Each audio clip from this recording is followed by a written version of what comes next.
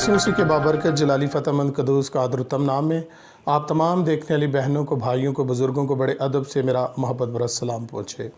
मेरे अज़ीज़ों, जैसे कि आप सब जानते हैं कि हम मकाशफ़ा पहली मोहर के ऊपर खुदा के कलाम में से हम सीख रहे हैं और आज उसका 10वां पॉइंट आपकी खिदमत में शेयर करने को हूँ।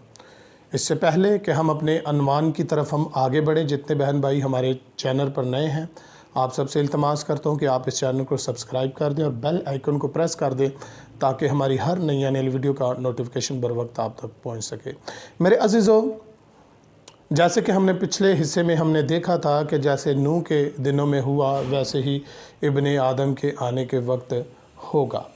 आज हम उससे आगे बढ़ेंगे। आज हम देखेंगे कि 17 निसान और 18 निसान। याद रखिएगा कि निसान का जो महीना है ये अबरानी कैलेंडर के मुताबिक ये पहला महीना है। कौन सा महीना है? ये पहला महीना है। आज के गंगोरियन कैलेंडर के मुताबिक यानी कि इंग्लिश कैलेंडर के मुताबिक जो पहला महीना है वो जनवरी है, लेकिन जो अबरानी कैलेंडर के मुताबिक जो पहला महीना है वो निसान का महीना है। और ईद फसह का और खुदावंद यसु मसीह की आमद के साथ बहुत ही एक गहरा ताल्लुक़ है। अगर हम खुदावंद यसु मसीह के लफ्ज़ों पर गौर करें तो सारा मामला ही खुलकर सामने आ जाता है। आए लूका तबीब की मार्फत लिखी गई अंजील उसका 22 बाब और उसकी आयत नंबर 17 से आपकी खिदमत में मुतालिया करूँगा।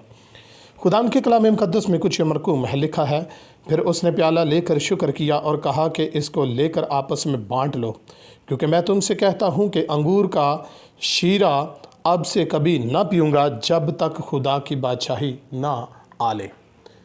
मेरे अज़ीज़ों, खुदावंद यसु मसीह ने प्याला लिया और शुक्र किया और शागिर्दों को दिया और कहा कि ये आपस में बांट लो, और कहा कि ये प्याला अब से कभी ना पीऊँगा जब तक खुदा की बादशाही ना आ ले। ये ख़ास तौर पर आपने इसको जहन में रखना है। और यहाँ जिस प्याले को मसीहा ने उठाया है उसको अबरानी ज़बान में उर्दू में बरक़ात का प्याला भी कहा जाता है और बादशाही प्याला भी इसे कहा जाता है। आगे बढ़ते हैं। इससे पहले कि हम आखिरी दिनों के बारे में खुदा के कलाम में से हम गुफ्तगू करें, पहले हम अहद अतीक में से देखेंगे कि जब बनी इसराइल कौम मिस्र की ग़ुलामी में थे यानी कि असीर थे, तो खुदावन ने अपने बंदा बुज़ुर्ग मूसा को और हारून को भेजा ताकि वो फ़िरौन के साथ खुदाई कुदरत के सबब से लड़े। खुदाई कुदरत के सबब से क्या करें? लड़े। और फ़िरौन को कहें कि बनी इसराइल कौम को जाने दे ताकि बनी इसराइल कौम बियाबान में जाकर ज़िंदा खुदावन की क्या करें? इबादत करें। लेकिन फ़िरौन की सख्त दिली के सबब से बुज़ुर्ग मूसा के ज़रिया से खुदावन ने तरह तरह की आफतें मिस्र के ऊपर भेजी और तरह तरह की मुसीबतें मिस्रियों के ऊपर नाजिल हुईं। और जब इन आफतों से तंग आकर फ़िरौन ने इसराइलियों को इजाज़त दे दी कि वो बनी इसराइल कौम को यहाँ से लेकर निकल जाए।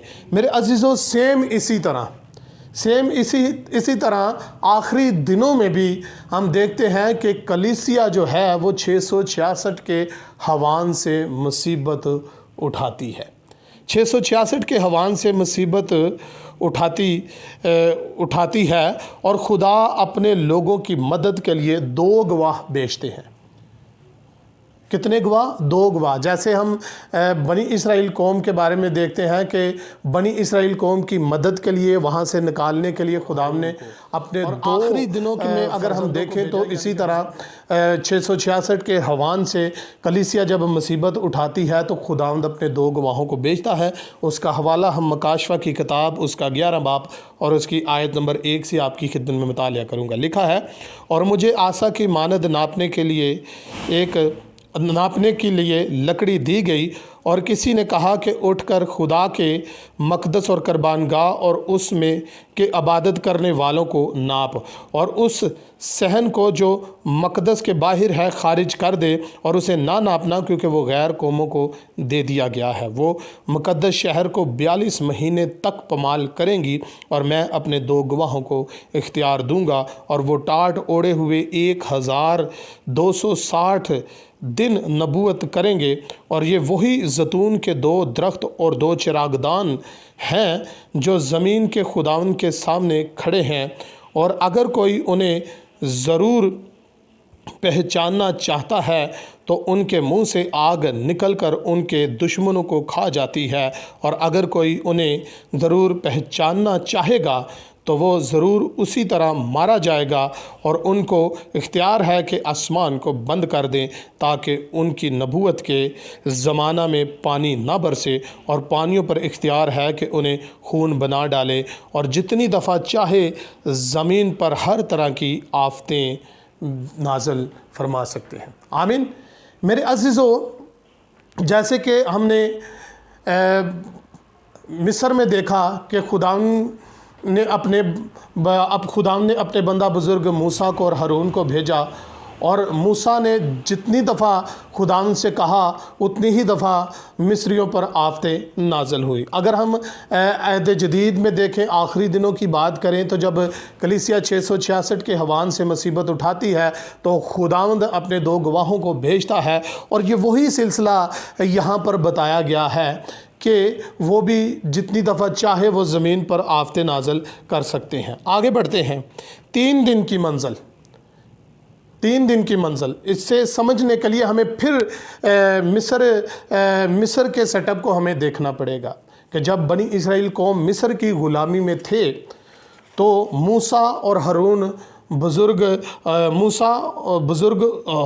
اور بزرگ موسیٰ فرعون کے پاس گئے۔ اس کا حوالہ خروج 3 باب آیت نمبر 18 لکھا ہے، اور وہ تیری بات مانیں گے اور تو اسرائیلی بزرگوں کو ساتھ لے کر مصر کے بادشاہ کے پاس جانا اور اس سے کہنا کہ خداوند عبرانیوں کے خدا کی ہم سے ملاقات ہوئی ہے، اور اب تو ہم کو 3 دن کی منزل تک بیابان میں جانے دے تاکہ ہم خداوند اپنے خدا کے لیے قربانی کریں، اور میں جانتا ہوں کہ مصر کا بادشاہ تم کو جانے نہ دے گا۔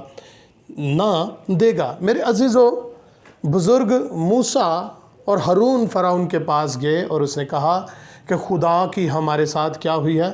ملاقات ہوئی ہے، اور تو ہمارے لوگوں کو یہاں سے جانے دے تاکہ ہم 3 دن کی منزل طے کر ہم بیابان میں جا کر یہوہ خدا کے آگے کیا کریں؟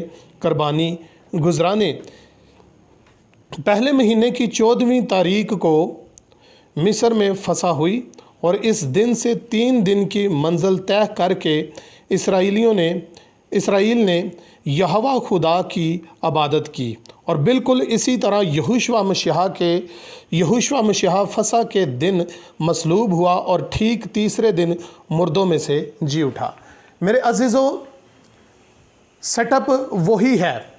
ہمیں خداوند یسوع مسیح کے بارے میں سمجھنے کے لیے یعنی کہ وہاں عید فسح ہوئی، اور عید فسح ہوئی، اور سیم اسی طرح ہم خداوند یسوع مسیح کے بارے میں دیکھیں تو 14ویں تاریخ کو مصر میں عید فسح ہوئی، اور خداوند یسوع مسیح کی مصلوبیت کے پہلے بھی ہم دیکھتے ہیں عید فسح ہوئی۔ اس کا حوالہ ہم یوحنا کی انجیل اس کا 19 باب اور اس کی آیت نمبر 13 کا مطالعہ کریں گے۔ لکھا ہے، اور پلاطوس نے یہ باتیں سن کر یسوع کو باہر لایا اور اس جگہ جو چبوترا اور عبرانی میں کلبتہ کہلاتی ہے تخت عدالت پر بیٹھا، اور یہ فسح کی تیاری کا دن اور 6 گھنٹے کے قریب تھا۔ پھر اس نے یہودیوں سے کہا کہ دیکھو، یہ ہے تمہارا بادشاہ، یہ ہے تمہارا بادشاہ۔ میرے عزیزو، کیسے ہم نے دیکھا کہ عید فسح کا اور خداوند یسوع مسیح کی آمد کا بہت ہی گہرا تعلق ہے۔ مصر میں جب فسح ہوئی تو جب بنی اسرائیل قوم نے فسح وہاں پر کی تو اس کے بعد 3 دن کی منزل طے کر وہ خداوند کی حضوری میں پہنچے، اور انہوں نے وہاں پر کیا کی؟ قربانی کی۔ اور اسی طرح خداوند یسوع مسیح کی جب مصلوبیت کا دن آتا ہے تو اس سے پہلے فسح ہوئی، اور اس کے بعد 3 دن کا سیٹ اپ کیا ہے ہم آگے دیکھتے ہیں۔ لوکا 19 باب آیت نمبر 22 لکھا ہے، اور کیا ضرور ہے کہ ابن آدم بہت سے دکھ اٹھائے اور بزرگ اور سردار کہنوں اور فقی اسے رد کریں اور وہ قتل کیا جائے اور تیسرے دن جی اٹھے۔ آمین۔ تیسرے دن کیا اٹھے؟ جی اٹھے۔ یہاں یاد رکھے گا کہ جب یہوشوا مسیحا زندہ ہوا تھا تو یہ پہلے مہینے کی 17 تاریخ کا اختتام تھا۔ جب خداوند یسوع مسیح زندہ ہوا تو پہلے مہینے کی 17 تاریخ کا کیا تھا؟ اختتام تھا، اور 18 تاریخ کا شروع تھا۔ بائبل کے مطابق پہلے مہینے کی 14 تاریخ کو اسرائیل مصر میں فسح کرتا ہے، اور فسح کرنے کے بعد مصر میں سے روانہ ہوتا ہے۔ ربیوں کے مطابق اسرائیلی ٹھیک 17 نسان کو مصر کی حدود پار کر چکے تھے، اور یہ تیسرے دن کا اختتام بھی تھا۔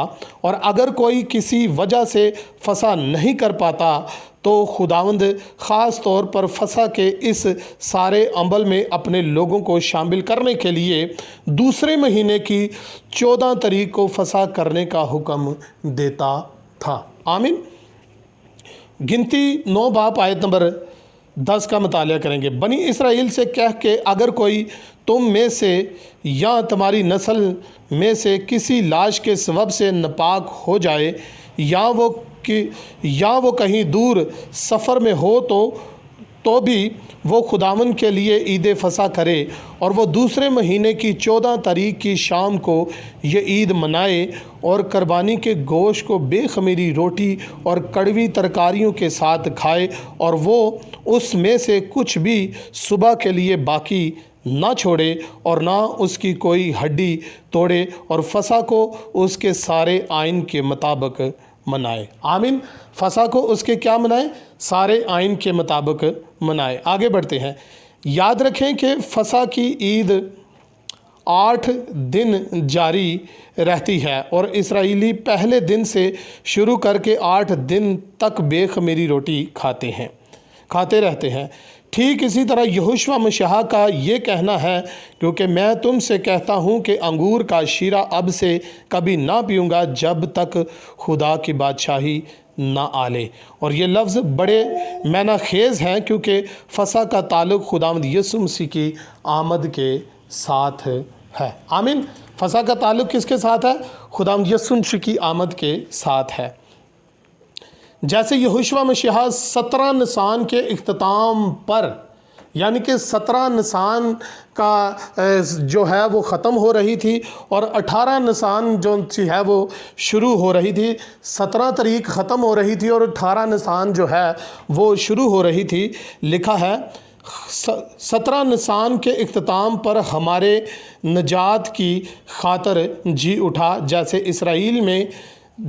اسرائیل مصر میں سے تیسرے دن یعنی 17 نسان کے اختتام پر مصر سے باہر نکل گیا، بالکل اسی طرح خداوند یسوع مسیح کی آمد ٹھیک دوسرے مہینے کی 17 تاریخ کو ہوگی۔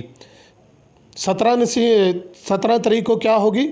خداوند یسوع مسیح کی آمد ہوگی۔ سو میرے عزیزو، ہم نے خدا کے کلام میں سے دیکھا اور بہت گہرے طور پر ہم نے سمجھا۔ اگر آج کے کلام کے وسیلہ سے آپ کو برکت ملی ہے، آپ کو سمجھ آئی ہے، تو آپ اس چینل کو سبسکرائب کر دیں اور بیل آئیکن کو پریس کر دیں، تاکہ ہماری ہر نئی آنے والی ویڈیو کا نوٹیفیکیشن بر وقت آپ تک پہنچ سکے۔